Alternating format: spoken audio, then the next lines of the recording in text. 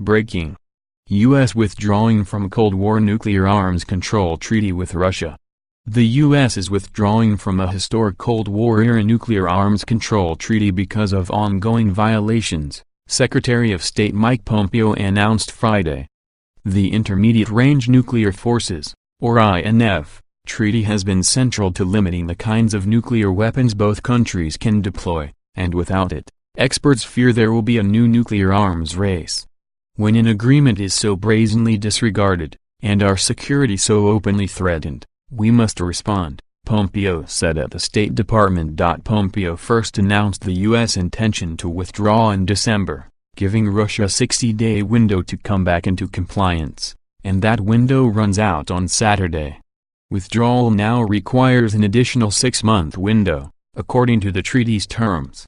The agreement, signed by President Ronald Reagan and Soviet leader Mikhail Gorbachev, banned ground-launched cruise missiles with a range between 310 and 3,100 miles. More, Pompeo says U.S. suspending landmark nuclear deal because of Russian violations. While Pompeo spoke only of Russia, U.S. officials have been concerned about China's growing military prowess as China is not a party to the Cold War Pact. Officials worry that puts the U.S. at a military disadvantage, although a senior administration official denied Friday that the decision was made because of the actions of any other country besides Russia. President Donald Trump issued a statement saying Russia had violated the INF treaty with impunity, covertly developing and fielding a prohibited missile system that poses a direct threat to our allies and troops abroad.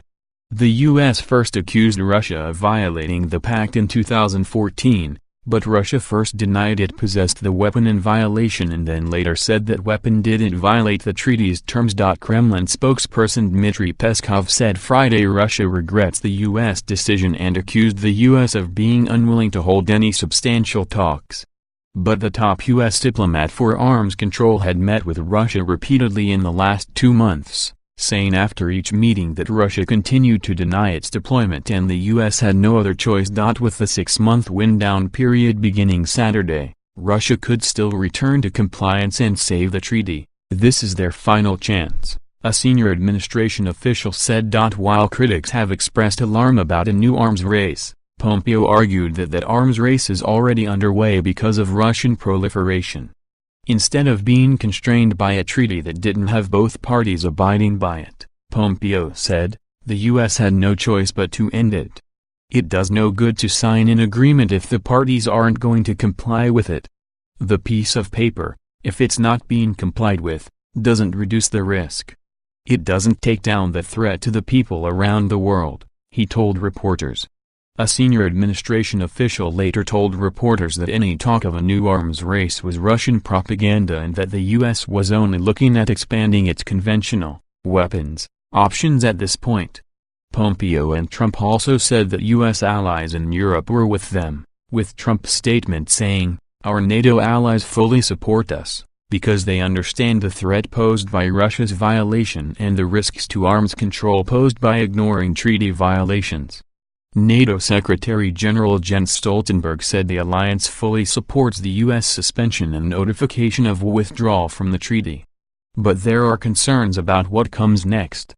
Stoltenberg urged Russia to use next 6 months to return to full and verifiable compliance or bear sole responsibility for its demise, but that is not likely.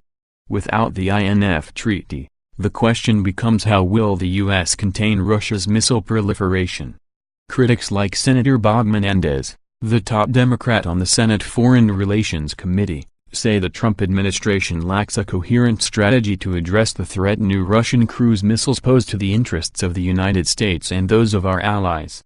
The administration has advanced no plan to make Europe safer now, no strategy to address the fielded missile, and no agenda for mitigating a new costly arms competition with Russia, said Pranay Vati, a fellow at the Carnegie Endowment for International Peace.